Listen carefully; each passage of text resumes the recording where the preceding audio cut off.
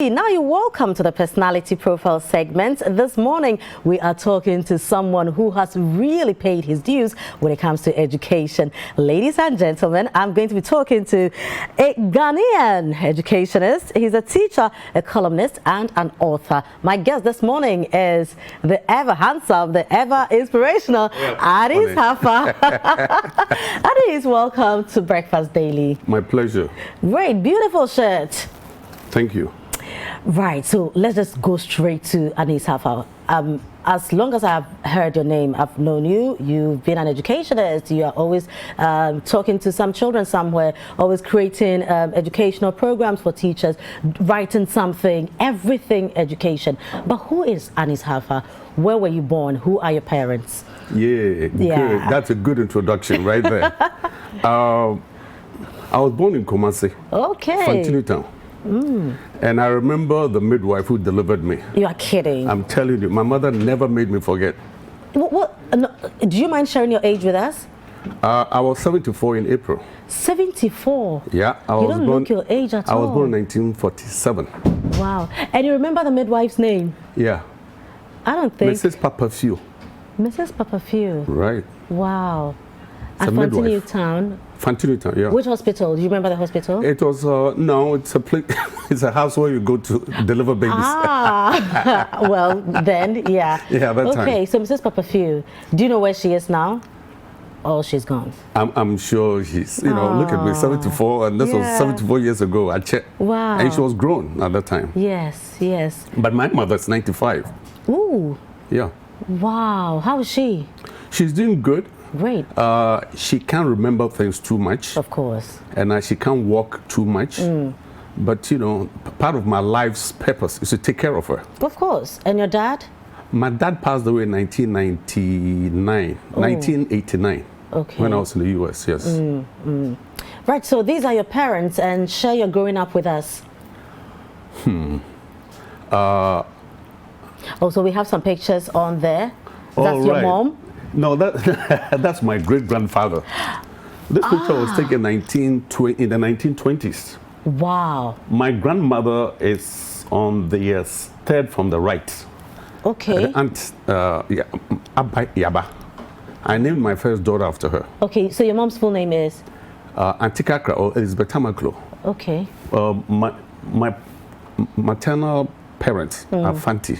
Okay. And I think they came from the Nzema area. Okay. And settled near Elmina. Okay. And my maternal grandfather is from the Volta region. Okay. Kita. Right. So I'm quite mixed though. Yeah, you are Ghanaian. Correct. And where's your color from? From my father. Okay. My father is from Tripoli in Lebanon. Oh, okay. Okay. Yeah. All right. And interesting, my father was a Sunni Muslim.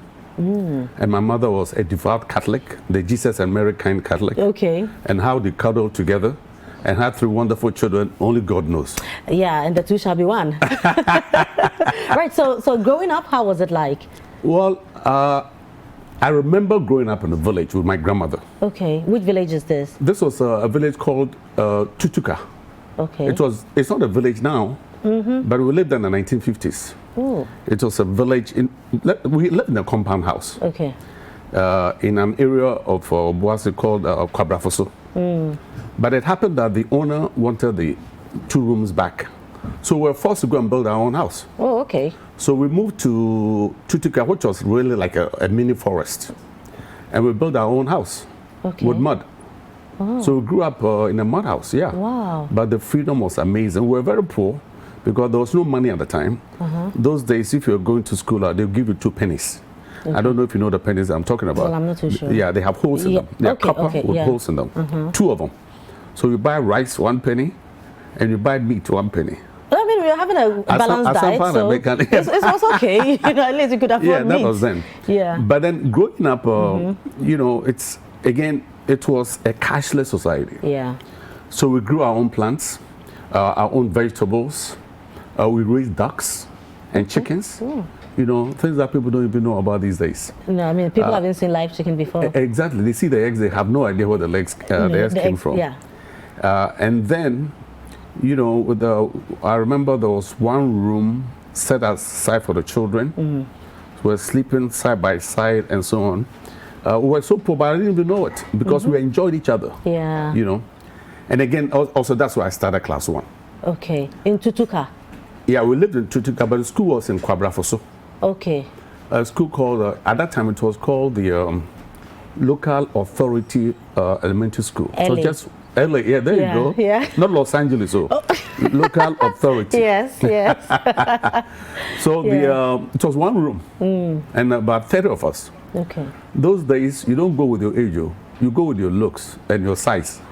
You go like this, and the tip of your fingers have to tie the tip of your ear. Okay. And that qualifies you for class 1. Interesting. Otherwise, you have to go back. Oh. And wait another year. Okay, so there was no preschool. So you started from class 1. Now, preschool, you know when preschool started in the public system here? Yeah. I think it started only a few years ago. Of course, the private schools had them. Yeah. But there was no preschool then. I mean, when I was in class 1, I might have been about 7. We were grown. Yeah, but you know, okay. we're not small boys, so seriously.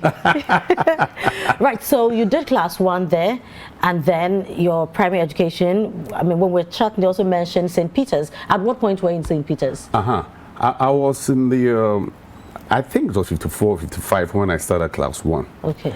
And then I had to go back to my mother. The reason why I came to live with my grandmother is that my mother wasn't well, and my father was out of the country, so I had to live with my grandmother. But then when my mother recovered, then I went back with her. Okay. We lived at Amakum. Okay. At that time. Kumasi. And I was attending St. Peter's School. St. Peter's School is right next to the Catholic Cathedral. Okay. You know, but they tested me from class 1, and I jumped to class 3. Oh wow! And you're such a shark. And you'll be surprised how we were taught. We were not taught English. So at that time, I even doubted the teachers themselves could speak English. Okay, so how were they teaching you? They taught us in Twi. Okay, so Asante on the chair, Casa. So how was it done? Yeah, what they did was this. Yeah.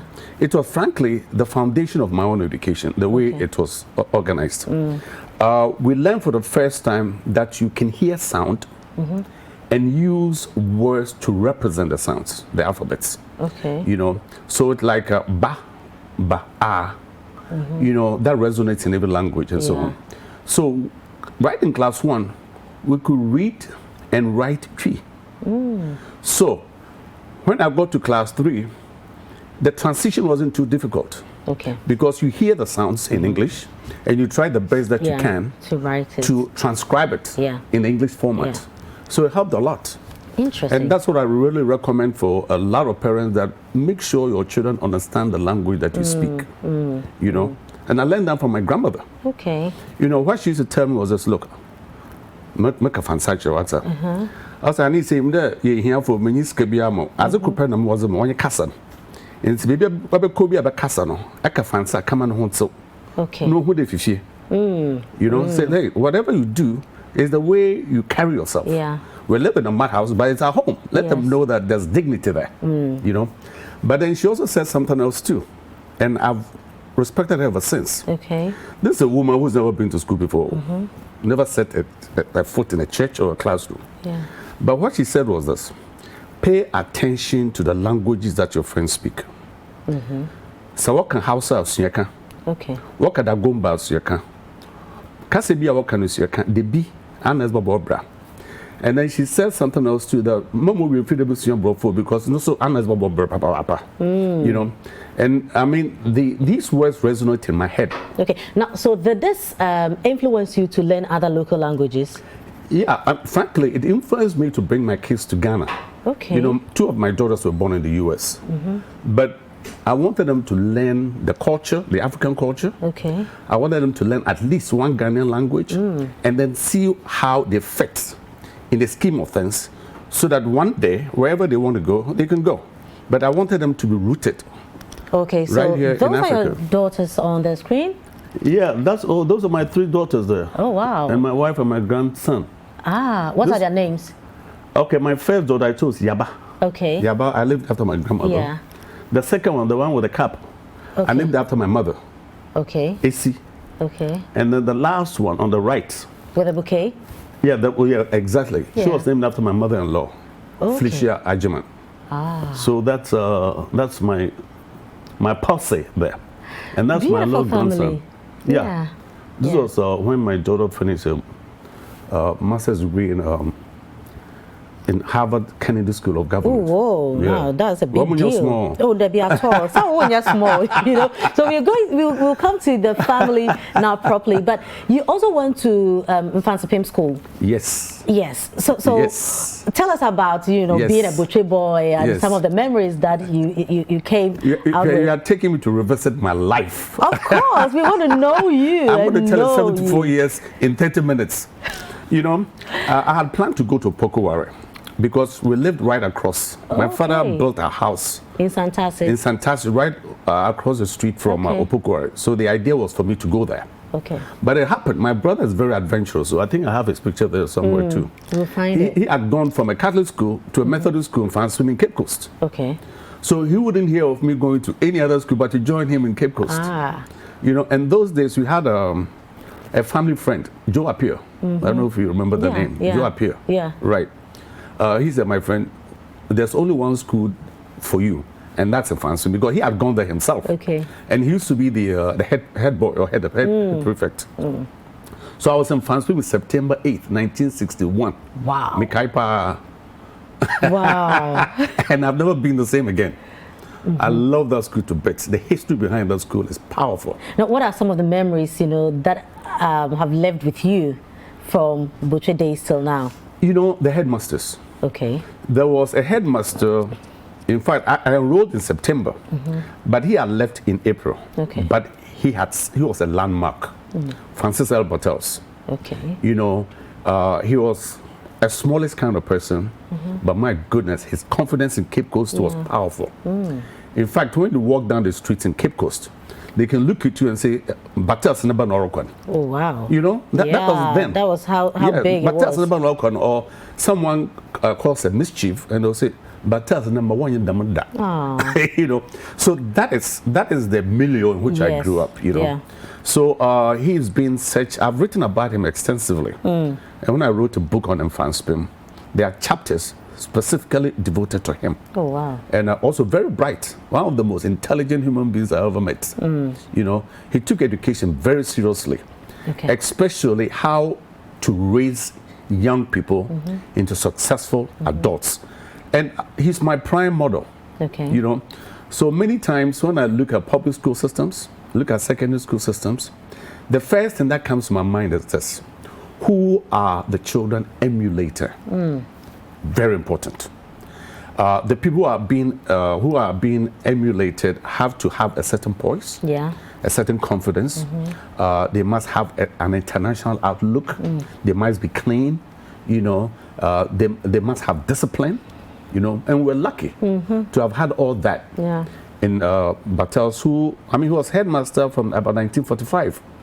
He was the first to take over from the white folks. Okay. You know, he took over from one Reverend Lockhart, who groomed him to be a headmaster. All right. You know, so that's a history of the school, which I think young people need to know. Okay. You know, and what I recommend for all students in all schools is to begin to understand the history, the basis on which their own schools were founded. Yeah. And for them to live exemplary lives to support the premise on which their schools were set up. Every school has a pride in history. Yeah. And people need to understand that you are not just going to school for the sake of it. Yes. It has to transform you in some way. You are not just going through it. Yeah. You are growing out of it. Okay. That is the issue. Right. So after Mfansipim, then what next? Okay, after Mfansipim, I worked for the Standard Bank. Okay. You know, for about 2 years. And then I also worked for a company called Swiss African Trading. Okay. But how old were you then? I was very young, but adventurous. Wow. I was very young and adventurous. And I was selling electronic machines. Can you believe it? And then, you know, that's, you know, many times I think it's a very good idea. Okay. To develop the work ethic. You know, the classroom education is one thing. Okay. The work ethic is very, very important. But would you understand that at that young age? No, I was just, I was lucky to have been placed in such situations. So that's what I encourage for young people, that it's not all about the academics. Because look at us, we have people with tons of degrees, super titles and so on, but look at the situation in which we find ourselves. The work ethic is very, very important. But anyway, my brother was in medical school in the US at the time. Okay. The same guy who took me to France. Yeah. He came back and said, I'm going to take you out of here. So let me get this right. Now, you are telling us that you grew up, you were very poor, you know, but it looks like I was at some poor point, when I lived with my grandmother in the village. Okay. But Kumasi, they are not just Accra. Debbie, because the Kumasi story doesn't sound like the Tutuka story at all. But I will be honest with you, I'm glad I was rooted in the life where you live on the land. It's amazing. Okay. You know, it was, like I said, it was a cashless kind of society, but then you have to learn how to live. Okay. You know, and I'll tell you this before I forget. When we were in class 1, we lived in a mud house, so when we went to the school was special because it was made out of blocks. So guess what? We grew flowers around it. Okay. Then the we grew flowers, and we were class 1, the 30 of us. And when we grew the flowers, the goats would come and eat the flowers. So now I went to the bushes to cut bamboo and then build walls around the flowers. Wow. So, you know, my work takes me all over the country. Yeah. And I see how primary schools now are neglected. It doesn't make sense to me. Very unfortunate. You know, yeah, because there has to be pride of ownership. Yeah. This is where I'm schooling. And the environment itself has to speak to what my biggest ambitions, my creativity, a sense of beauty, aesthetics, all of that has to show. But why can't we think like that? Is it that society has not put that in us, or we are just a bunch of some kids who don't care? We need examples. Okay. You know, we want to look at what success looks like. Again, the examples are there. I mean, if you go to the private schools, you're going to see Martin de Porres. I mean, if you go to Faith Montessori and so on, the examples are there. But again, it's the big thing about government. People who work in government institutions say, "Hey, I beg you, man." Yeah. You know, that thing doesn't happen. I mean, it spoils our mindset. You know, it's like it's someone else's responsibility. Yeah. But when we were class 1, it wasn't anybody's responsibility. It was our responsibility, and we had to make sure that the environment was pleasing to the eyes. The aesthetics were together. But it's our effort that made it happen in class 1. Right. I wish we do it all over the country now. So at a point, you moved out of Ghana to further your education in the United States. Yes. Now, how was that experience like, you know, and how did that change your whole perception about education? You know, first of all, my brother was in medical school at the University of California, Los Angeles. And we didn't live too far from there. Okay. We lived on a street called Ivera Street. And it bordered West Hollywood, Beverly Hills, and Los Angeles. Okay. And UCLA was in the west. And it takes only a bus drive to get there. So again, how I evolved into a person who's interested in education and so on. My school was about 36 miles away from where I lived. Okay. It's California State University. But then I lived closer to UCLA. So that's where I used to study. But then if you go to the libraries, my goodness, I mean, it blew my mind. You know, in fact, there was a library called the Ralph Bunche Library. Okay. Ralph Bunche was an African-American who schooled in UCLA and was with the United Nations, with Dag Hammarskjöld and the rest of them. But a library was built in his name. But then one of these libraries where it's 24 hours. Okay. So I used to go there with a cup of coffee and I'll spend the whole night there, you know, reading and so on, because every book under the sun was there. Yeah. And I love literature, you know, so my love for literature was really rooted that way. Okay. You know, and these are the things that I wish others would have exposure to. But then, okay, what's your next question? So I don't shoot off. No. I'm enjoying it. Yeah, show off. You've done it. It's you. So tell us. Yeah. So there was a course that I was teaching. Yeah. Okay. Anyway, I studied business. I studied business, and I wanted to be a businessman. Okay. You know, young, and how do you call it? Very ambitious and so on. Was that inspiration coming from your dad? In a way, Lebanese people are very successful business people. My father, as far as my father was concerned, you need to have money to live. Well, of course, he wasn't wrong. Right, no, he wasn't wrong. But my mother was different. Okay. That develop your brains. Well, you know, so I was, my father's influence was there. Make sure that you can take care of yourself. Make sure that you are comfortable, you are not begging from people. Yeah. And my mother says, challenge your intellect. Yes. Be cognitively aware of the bigger world. Yeah. You know, so I had to balance between the two. Yeah. So I started business because of my mother.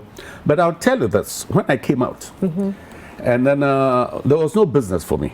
Okay. But I started writing for magazines, you know. But the money wasn't good enough. It would only be enough to pay your rent and that sort of thing. And then a friend of mine who taught with the Los Angeles Unified School District, he came to me one day and said, Charlie, they are looking for people to teach writing and comprehension, English language and that sort of thing. You'll be good at it. I ignored that because I've never seen myself as a teacher. But then I needed economics. So I went there and then they test you. Okay. Yeah, even it doesn't matter what degree you have. You can have a bachelor's, you have a master's, you have a PhD, they don't care. They will test you to see if you are the proper material for classroom dealing with children. Yeah. And so on. So I did the test and left it. Okay. And then about 2 weeks, I got a telephone call that I passed all 3 sessions. Whoa. And they want me to come and do an interview for the job. Can you believe? I was scared. Goodness, I'm going to be caught in this 9-to-5 business. Well. So during the interview, I wanted to be a part-time teacher. Okay. But then the young lady said, are you married? I said, yes. Do you have children? I said, well, my wife is pregnant. He said, well, part-time job I'm going to do for you. You know, so you need to do this full-time. Full-time. So that's how I got into education. And then realized for the first time, that was who I was. Wow. This was the world for me, you know. So it was serendipitous in a sense that you go there looking for one thing and then you find something totally unexpected. Wow. So this is our personality profile segment. My guest is Anis Haffar. He is an educationist. In fact, he is many things, you know, but you can round it all up to say that he's an educationist. You can also send in your comments if you have any questions for him. Feel free to send them to us. You can do so via our WhatsApp number 0550585832. Now, if you're texting outside Ghana, do well to prefix with +233. Right. So now you are fully into education, right? And there's also GATE. That's the gifted and talented education. Talented education. Tell us about that. Yeah. You're asking all the right questions. You're taking me back to my childhood. Because I want to know. I want to know. When I grow up, I want to be like you. Hey. Oh, yeah. You have my blessings. Amen. I take it. Now, this is it. You know, I enjoy teaching so much. Especially, okay, this is a situation where you begin to define the course that you want to teach. Okay. That's the power of the right institutions. Okay. You know, you define a particular aspect of the curriculum, and you make yourself responsible for that. So I defined a course called pleasure reading. Okay. You see, I don't like testing people. I never like to be tested. So who are you to test me? Of course. You know. So what I did was that I taught young people how to read for pleasure. So what I did was I got young people to develop their own reading list. Okay. You know, and then that means I had to develop my own reading list too. So the whole class for an hour, we are doing nothing but reading. Oh, wow. And we are not testing people. You want them to get into the habit of seeing reading as a pleasure. Something that you do in your spare time so that you are not getting into alcohol and drugs and all of that. Because there's a lot of power in the ability to read, not only to read, but to understand what you're reading. So that was a landmark for me. Okay. And then later on, I also developed another course called communication skills, you know. And here, what I did was that I got young people to now write about their experiences.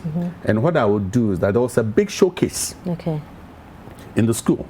And I always exhibited their work with their picture, description of what you're doing, abstracts of what you're doing, and so on. And for that, I was, how do you call it? I was picked to coordinate a program called the Gifted and Talented Education for the school. Okay. I was the only African in a staff of about 100 teachers, and some totally more qualified than I was. But I showcased my children's work, you know. So now I was forced to now get into the mindset for teaching gifted and talented young people, you know.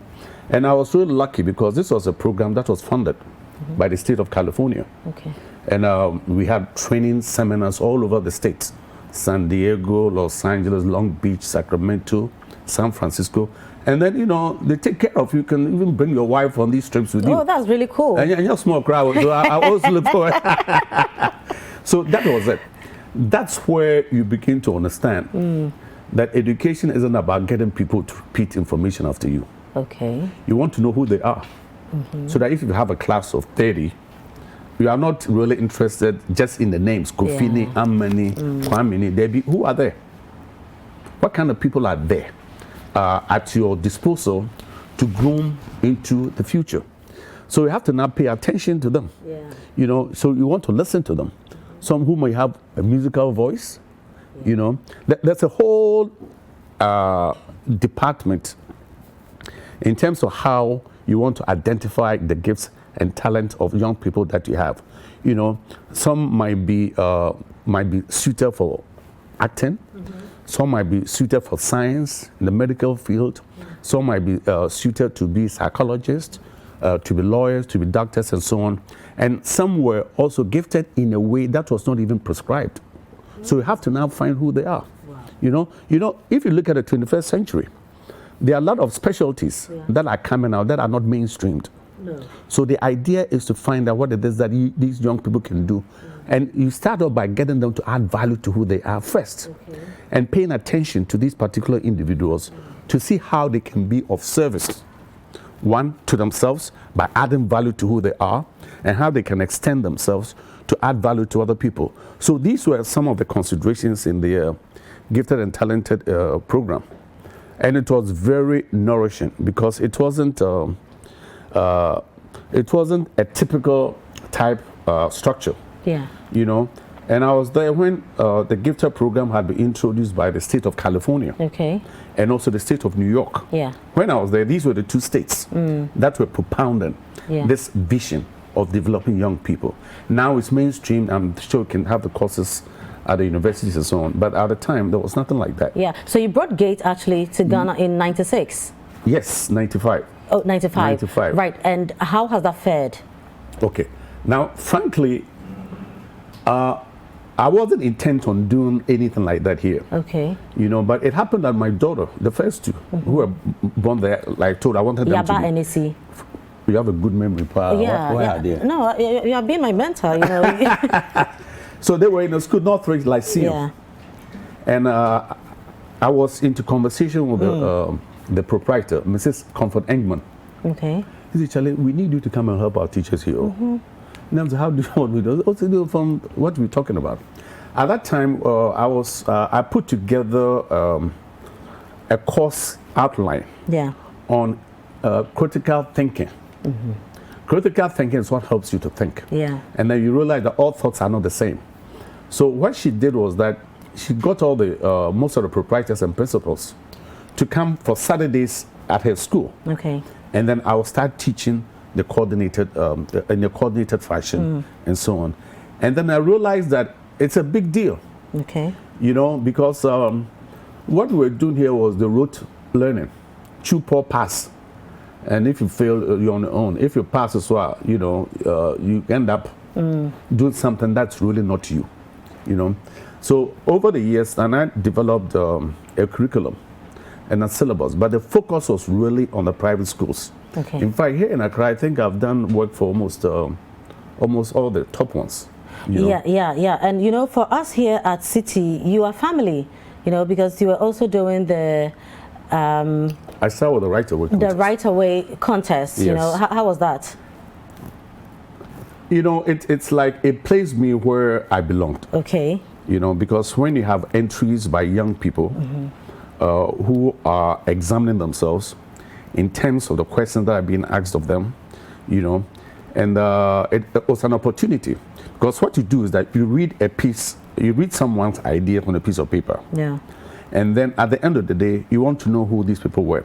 Those days, what we did was that you bring the kids in and you interview them to make sure that what they've written is really a true reflection of what they are thinking and so on. But then there's also another element. I didn't want kids to just sit in a corner in a cubicle and write. there has to be collaboration. That's part of the research. Yeah. Collaboration with parents, with teachers, with older siblings, and so on, so that it becomes a community project. Yeah. But then during the interview process, it's where they have to own it. Do you see what I mean? Yeah. You start with 3, 4, 5 people, but at the end of the day, you have to be the champion of what it is. So that was very exciting. You know, I mean, I was really in my element. I love interacting with children. I want to see how they're thinking. Yeah. You know, they have a lot of ideas, you know. They do. So much. They do. Especially ideas that haven't occurred to you. No. You see, here, what we do here typically in our schools here is that a teacher will ask a question, and the teacher has the answer in the back of the mind. And he wants you to say that. He wants you to say exactly what's in the back of the mind. Yes. But that's not teaching. No. Teaching is where someone gives you an answer that you're not expecting. Yeah. You know, because you as a teacher need to grow in the process too. Right. So we have some messages coming in. You know, some people are asking questions as well. So Kwekwe J. Safo says, I love this man, very brilliant. Marianne in Labadi says, I'm enjoying this conversation. This is a smooth personality profile. So we have also one coming in. Good morning, Frema. Your guest is very inspiring. Let him know I will start finding out the history of my secondary school. Yeah. Remember that?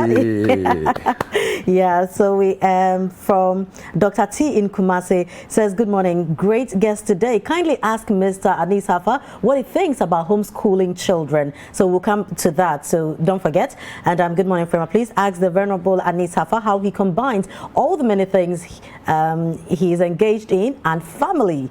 And we have good morning to all. Please, I admire him, although I'm a man. No, it's okay, it's fine. You know, we are not thinking about that. And I would like him to guide me through my educational background. So I wish I could have a chat with him on his personal line. Have a nice day. So we'll see about that. And good morning, I'm watching from Dansoman. I want to know from him, how does one discover his talent or self in order to align with his professional stage and courses? Is it too late for one to divert a course at the age of 35 years or more? If no, why? And if yes, how? This is Abraham from Dansoman. And I was expecting him to be a Minister of Education in any of the party's government, but I realized he isn't a politician. I'm always glued to his website, anishaffar.org. He's still a young man. This is Kofi up here from Jaya and Kwanta. So now let's look at how you are able to, you know, combine your busy schedule with family. Wonderful question. That's my life. I'll be honest with you. I'm blessed with some beautiful, bright children. Okay. I'm a lucky man, you know. And right from the day one, when my first daughter was born, I was teaching then, and I would speed on the highway, Pomona Freeway, just to come and see her. Oh. That little thing, you know? Yeah. But then she wasn't accommodating either because she used to cry all the time. Yeah. But then we were lucky. We had a lady who lived next to us. Okay. Who was a mother figure. Okay. You know, so she's the one who took care of her. So whenever I came from work, she would hand it over to me for a short period of time. When she started crying, now my son don't come and say my man will ban him dancing, but then I broke. Okay. You know, so that's that. And then I had my second daughter, AC. And then that was my life, you know, in the sense that they were very enthusiastic. They wanted to see the world. Okay. And I wanted to see the world too, so we used to travel a lot, as young as they were. But I'll tell you something about the second one. She's the one who just came out of, I'm not just about 3 or 4 years ago, came out of Harvard Kennedy School of Government. On Saturdays and Sundays, you know, this is a time for me. And I was subscribing to magazines, especially The Economist. Yeah. And I enjoy reading them. But then she came to me one day and said, Daddy, what are you doing? She was very small, about 3. And said, I'm reading. Now, what does that mean? Oh, wow. Said, can I read with you? And I'm saying, yes. Yeah. You know, so, it's in the DNA. And then she would jump and sit on your lap. She's reading with you. Yeah. But then what I did, you know, and I wasn't thinking about this now. You know how the economist is spelled Economist, economist? I tried to find her, the alphabets to her name in there. Okay. So there was an E. So I said, we're going to read your name on this. Okay. So this is E. Pronounce after me, say E. Say this is S. pronounce it after me, and she say S. Means another S, because her name is spelled E-S-S-I. Oh, okay. And then I.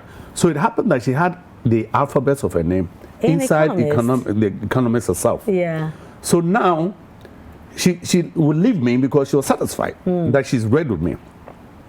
Over a period of time, I found that she was writing them on her own. Ah. She would write the E, she would write the S, but she would turn it upside down, and she would write the I, and so on. I was thinking out of it. One day, I went to pick her up from her school, and she was teaching the other kids how to write their names. Oh, wow. And this was, you know, the American system is interesting. They don't teach you the alphabets. You know, it wasn't part of their system. Yeah. They wanted you to have social skills and, you know, that sort of thing. But then all the kids now wanted to write their names. So because AC can write her name, we want to write our name too. Of course. Now, so they had to change their curriculum for that. And why not? You know. So now let's look at, somebody also asked what you think about homeschooling children. Yeah. I'll tell you this. First of all, whoever is doing homeschooling must be qualified to do it. You know, they need to have a structure. Yeah. You know, you need to have a structure within the course of the day. You need really a timeline for it, and it breaks in between. It's a discipline. Yeah. And there are some people who are very good at it. You know, and then you want to also know the elements, how to teach. Yeah. You know, how to teach, let's say, numeracy, how to teach literacy, and some other social skills. Yeah. If you're good at that, that is fine. But for me, that would be very difficult for me to do, in the sense that it's more difficult to teach 1 or 2 or 3 people. Yeah. I'd rather teach 50 people or 100, because my method is interactive. Okay. And it involves, how do you call it, participation, you know? So there's a course that I'm teaching now at Accra College of Medicine, where the work now is done by the students. My job is to set the parameters, to do what we call guided practice in terms of what needs to be done. I write the course content and all of that. After that, it's all learner-centered. Right. So there are a lot of questions coming in, so we can just answer as many as we can. So did you at any point think of going into politics, you know, just to be at the policy-making level so you could effect, you know, some kind of changes in the educational system? Well, I'll tell you this. I'm consulted a lot. Yeah. Especially in the new curriculum that came out. And also, you know, I've been, for example, I used to do training for the Accra sub-metro teachers, all the 7 sub-metros and so on. And now, I like what I'm doing in terms of doing evaluation of syllabus, course content, and all of that. Yeah. That's what I'd rather do. You know, I cannot, you know, I really admire people in politics. So, why? Because I was to say one thing, to mean something else, and to do something altogether different. No, mean to me. You need to be a magician. I couldn't do any of that. Wow, I get that. Now, so if you are 35 years or over, is it late to identify your talents, you know, to align? You know, somebody asked that question, to align with your professional career. Okay, let me define it 2 ways. Okay. Gifted and talented. Gifted is where you have the potential to be something and to be able to do something. There was a little kid who used to come to the father, who used to come to work with the father when I was building my house. But when he spoke, I could hear music in his voice. How? Oh, I can hear. Well, you know, you train yourself that way. So when I speak, what do you hear? Okay, later. We need to talk about this a little bit more. Later, yes, I'm listening to the voice. I listen to a beautiful voice, a woman who takes care of her children, who loves life and is beautiful. Is that good enough for you? Fantastic.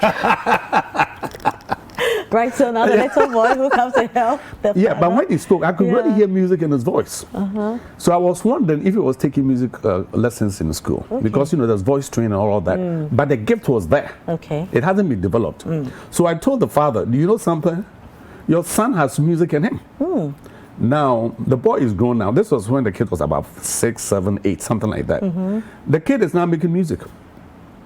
You know, he has his music on YouTube and that sort of thing. But then he developed the gift into a talent. because someone had told him. You see where this goes? That you have gifts, natural. And the idea is for educators to pinpoint these things out, if they can. Sometimes you are successful, sometimes you are not. But then what you want to do is to infuse in the subconscious mind of the person that there's a gift that you have, but you have to develop it further. And then it becomes a talent. Now back to this young man again.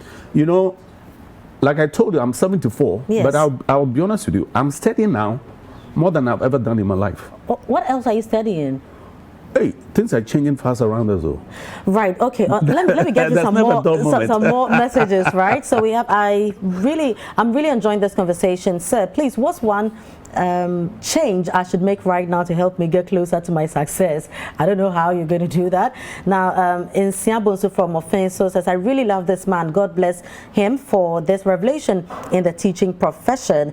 Osai Kwame Mamponting says, I'm a teacher and I'm really enjoying the show. He is really knowledgeable. Hi, I'm Rashid Ramani from Techiman. I like this man's utterances. I also love literature, but unfortunately, I attended public school, into quotes, Saito. Hence, my English is very bad. Can I get any aid, not financial, to support my dream of becoming a poet? Please, can you ask him the number of Ghanaian languages he speaks? This is Charles from Medina. How many languages do you speak? I speak Chi and I speak Fanti, and I can understand some Gan. Okay. But that's the extent of it. Do you speak Arabic? Sure. Ah, yalla. Right, so yes, this man really attended the school. Oh, see, some fancy pam boy there. So into brackets and fancy pam, I'm enjoying the show. This is Eric Abeka from Chifo Praso. Good morning. I'm enjoying the program very much. Please kindly help me solve this problem. Is it good to group students according to their level of intelligence? My name is Smogly. When you're teaching students, do you have to group them according to their intelligence, or you can just put everybody together and just do what you have to do? Good. You can do it two ways. Okay. You know, there's never this or that. There's this, that, and other. A technique that really works is you can have, normally when you have a class, it's heterogeneous. Okay. In the sense that they are not all thinking the same way. You know, so there are those who are high and there are those who are low. Yeah. So it's up to you to see how you can develop instructional strategies for that. Okay. But there's one way to do it. You can have, you can develop what you call homogeneity, in the sense that you can put all the like-minded students together. Okay. Sometimes, and give them specific assignments that's peculiar to the way they think. Okay. That sort of thing. And you can, and that's called acceleration.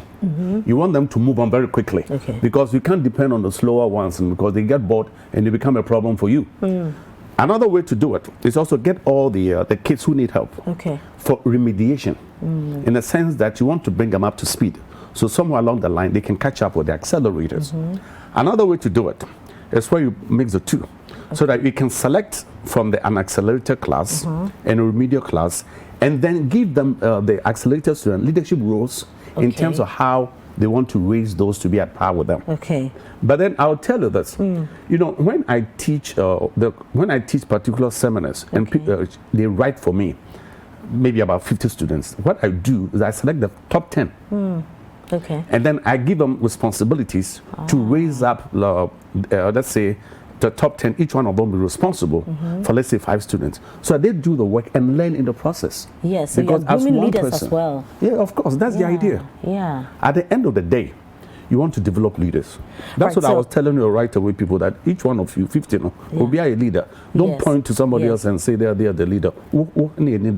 Right, so just before we go, there are some more messages coming in, but I'm sorry we can't take any more messages now. So before you leave us, you know, with everything that is happening around us, our educational system, your experiences, looking at young children on the streets and everything, what message do you have for Ghana? The message I have for Ghana has been a message I've been propounding since 1995. Is that if you look at the kids on the streets, each one of them is gifted in a certain way. But our culture gets in the way. Okay. One of the most difficult things that I have when I'm training teachers is the fact that the culture gets in the way. What the culture does, let me explain that to you. Yeah. Is that like 60 seconds? Oh, your time also. Is that okay? We need to learn to respect young people. Okay. You know, we don't need to. We need to talk with young people. Okay. Not to talk at them. When you keep talking at someone, the next time we will friend on map because you're going to talk to them again. They'll rebel. They'll rebel. You want to be collegial, which is what the culture doesn't allow. Yeah. Because the culture thinks that when you have a beard like mine, you know, you know better than everybody else, but that's not the idea. Yeah. The idea is what can I learn from the younger people? That is my responsibility. Thank you very much, Anis. It's been a fantastic conversation. Now we know you well, and I've also had another mentor. Thank you very much on that. So I've been talking to educationist and author. He is all in all a super educationist. He is a Ghanaian. Anis Haffar is his name. This is Breakfast Daily.